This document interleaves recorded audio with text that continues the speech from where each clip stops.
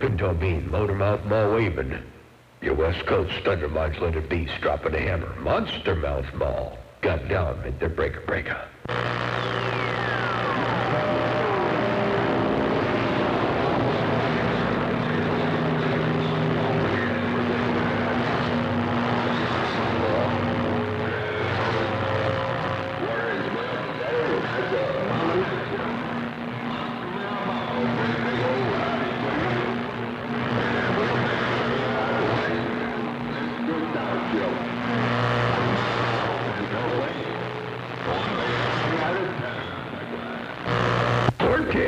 Yep, we got to give credit where credit is due.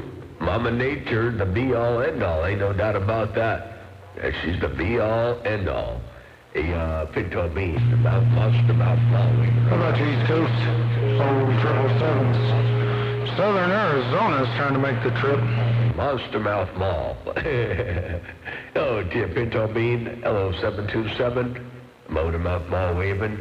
Your West Coast undermodulated beast, sometimes called Big Bad John, just got down. Break.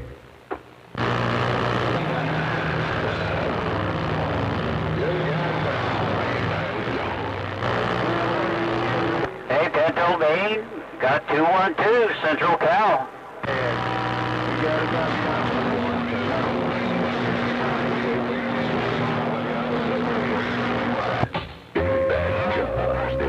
Love Country, I heard you all up in there too. 727, you up in there. Pinto Bean up in there. Man, there's some big hammers up in my radio to break.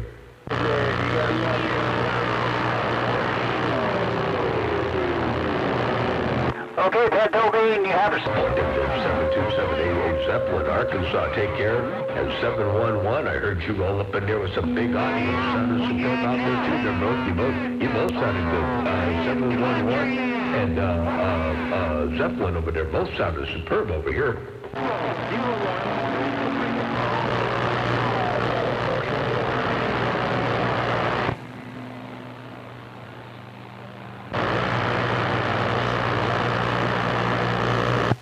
77, Kentucky, I got you up in there too. 77 around the KY, Motormouthmaul waving break. Southern Arizona 414. Yeah, man, you got a copy on 520 California.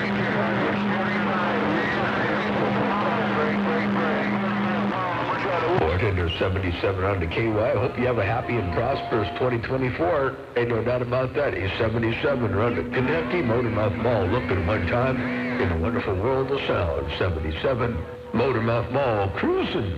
I got down right there, break. Somebody tell me what's really going on here. That's what I want to know.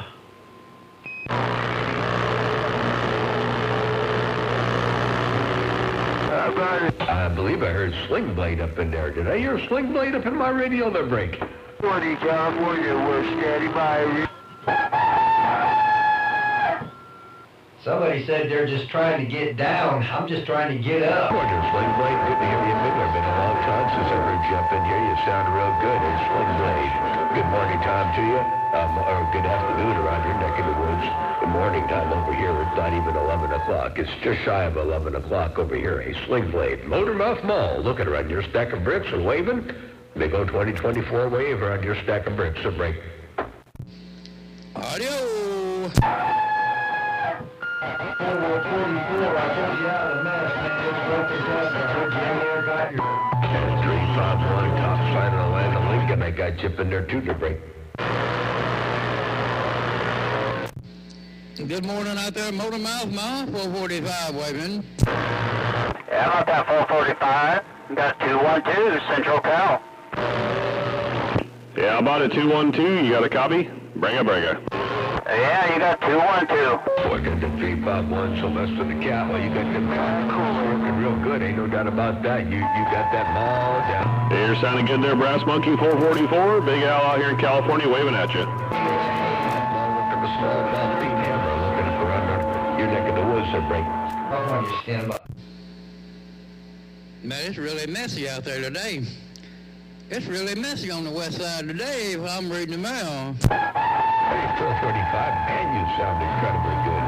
Sal, you got some confidence in there. Right back there, Motormouthmaul. It's really crazy out there today. Got some crazy conditions on the west side, Motormouthmaul. I'm waving. It's really messy out there today. It's really messy on the west side today. I'm reading the mail. Well, you're reading the mail real loud, real good, real strong over here. Ain't no doubt about that. Motormouthmaul cruising they got down the river.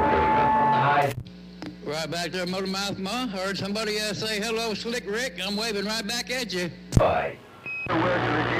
Tell them I said hello. Woo! Yeah, you weren't kidding there. It is a mess out there today, no doubt about it. Big Al, back quiet. Arizona's trying. Double Nickel, Tennessee, 0283, Brass Monkey, waving right back from the high deserts of Southern Cal. Yeah, you beat them all out there, 289 Sling Blade, man. Sounded real good out there. 289 Sling Blade, man. A big old New Year's wave from Big Al. Have yourself a good one.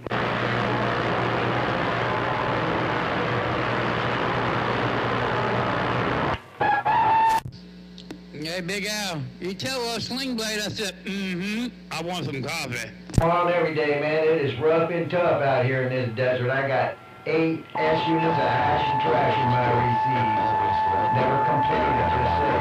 45 and hello 799 around Hollywood. The Hollywood around Illinois. I got you up in there too. And Motormouthmaul working the small ball peen mall. Got down right there, breaking breaker. I got down. Well, Motormouth, it doesn't sound like you're over your code, because I can tell it on this end there, Timbo. Doggone switch is getting worse. My push-to-talk switch is getting finicky. Sometimes I push it and nothing happens, and sometimes I push it and it works. You're right, A445 and Wild Child, there is no life without coffee. You're right about that. Yeah, Motormouth, I was at the grocery store and I was buying 4 canisters of coffee, and this woman said, it's illegal to run out. I said, that's right. 10-4 on illegal to run out of coffee. Yeah, that's a sin. That's what they call it in cardinal sins, man. You can never, ever run out of coffee to bring away. Yeah, I think I shocked her because I had 4 canisters in my buggy. She said, you like coffee. It must be illegal to run out at your house. There ain't no point in getting out of bed if you haven't got any coffee. If you haven't got any coffee, there's just literally no point in getting out of bed to drink. Yeah, 10-4. I just finished me some good old waffles and a couple cups of coffee, and I'm ready to DX there, 10-4. Yeah, big ground. 10-4-10. I sure like that audio while you're doing some DXing out there, and the sound's superb. You got the cup of coffee, you got the audio to go with it, and you got that great big old antenna working. Now, by the way, I saw that post over there on Facebook. They're talking about isolating versus not isolating elements. There's no performance difference whatsoever between the two. The only difference is the length requirements of the elements will change. You can't just take a 7-element grounded antenna and put it onto an isolated configuration without changing the length. But that's only a compensation thing. It has nothing to do with performance difference. So beam versus beam, if the only difference being isolation versus non-isolation, no performance difference. As far as longevity goes, isolated beam is probably better because you won't have corrosion or dissimilar metal issues or any other metallurgy related things that may change the ground conductivity or connection point between the element and the boom. So isolated antenna is probably better in the long run if you're going to go that route. I've never done one, but I don't seem to keep an antenna long enough to worry about it. But if you're going to put up on an antenna long term, I think isolated elements might be better. But you've got to design the antenna to be an isolated antenna. You can't just pick the elements off the boom and expect them to work together. Yeah, 10-4. Well, they probably need it down in the bayou. They probably need isolated elements in the bayou because they get a little bit more rain than I do, 10-4.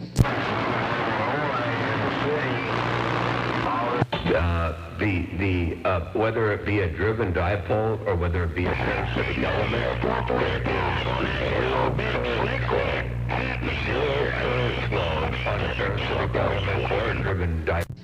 I heard the 88 Motormouth on the mall telling me something. If there's going to be any quietness at all, you're going to notice a quieter antenna by grounding the element, but there shouldn't be any difference whatsoever. There is zero current flow in the center. If it's built properly and done properly, what happens at the middle of that antenna, whether it's grounded or not, doesn't make a difference. The only reason the elements change length when you go from one mode to the other is because of the physical connection point between the boom and the element and the lack thereof, an isolated one. So that's the only difference. But otherwise, you know, that as far as parasitic elements are concerned, there is no difference. Now, there is a difference between isolated, a folded dipole, for example, and a closed-ended antenna compared to a regular standard open dipole, and there will be a difference there. And of course, if you're talking about a gamma fed, then that wouldn't be balanced. But you know, if you take on about a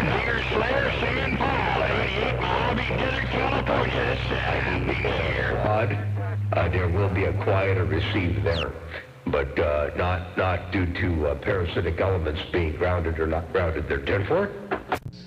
Yeah, 10-4. How's my bass out there?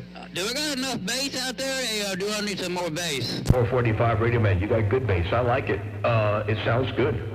Great. Okay, appreciate it. I'll leave it alone. You're coming up. We'll be at a great group. Always good to hear you out there. You got all the station. 10-4. Yep, I like it. And yeah, so otherwise, but from a longevity point of view, you're absolutely 100% better off. You know, I don't know. Maybe if you use if you use NOAA locks and really good mechanical construction, I'm going to say you're better off with isolated elements in the long term, in the grand scheme of things. But anyway, Motormouthmaul cruising, just maul peen hammer from time to time. I got down, break. Yeah, 10-4. Yeah, my driven element is isolated, and you can't use the same measurements on the 7-element Mako from a gamma to a direct feed, get different lengths.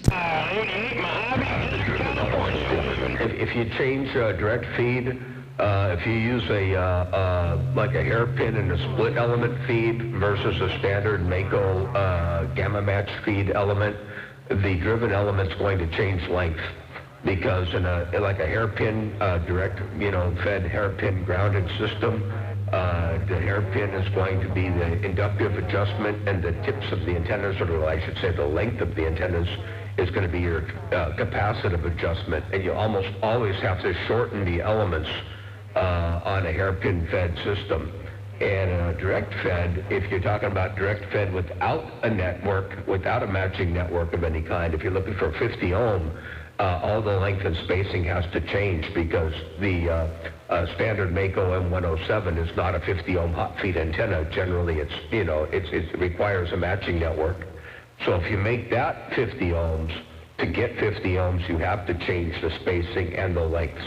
The problem is when you do that, since SWR has nothing to do with performance of the antenna, you may make the transmitter happy and you might have good SWR readings, but now you've changed the characteristics of the antenna in every respect, front to back, gain, bandwidth, everything. So I wouldn't recommend going to a 50 ohm hot feed, but I would recommend going to an isolated element like you did with a hairpin match, and shorten up the elements on the driven elements a little bit and retune it that way. That right there, that's the best bang for the buck on Mako M107 to break. Yeah, 10-4. Yeah, that's what I got. I got a hairpin, and like I said, the elements are shorter than a Mako spec. Yep, that's exactly right. That would be expected. The only thing you could do different to yours to make it better would be to add a posse stub. If I'm not sure what you're using for common mode current, issues.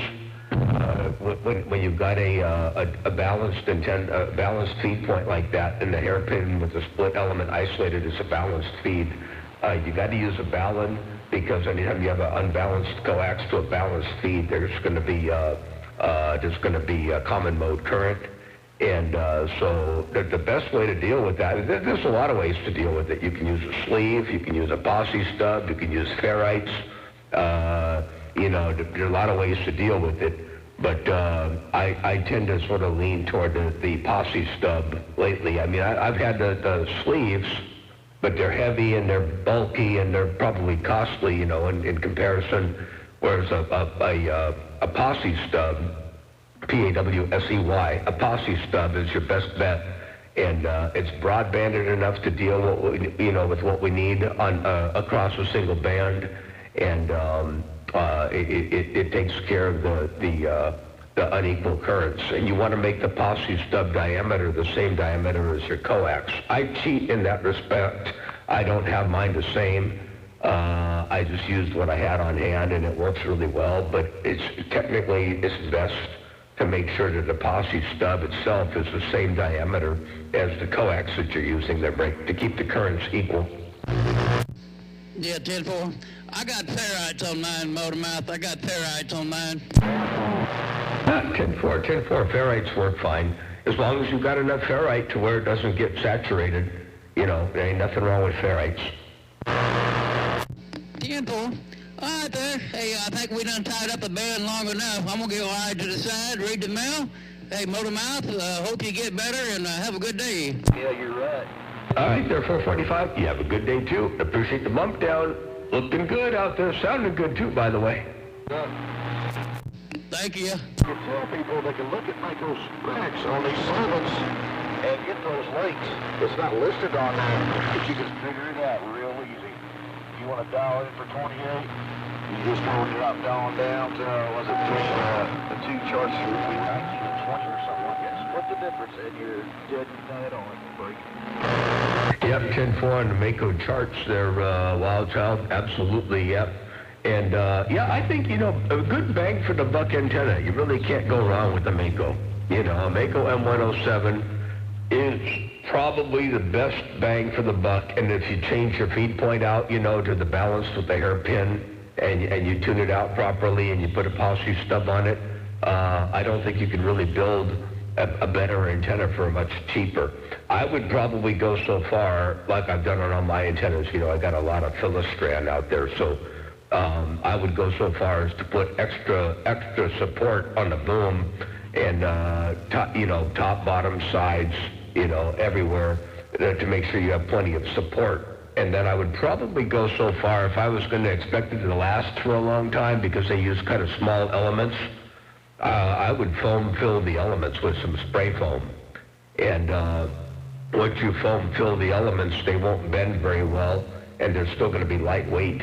And so, you know, if you got birds landing on them, or if you got high winds, the foam filling the insides of the elements is a real good. It can be messy, but I'm sure, you know, you can figure out how to do that pretty well without making too much of a mess. But anyway, a long tube and a couple cans of spray foam, and it goes a long way to the longevity of the antenna. But yeah, good bang for the buck is that Mako M107. Here, bring out from Big Al. The spray foam works within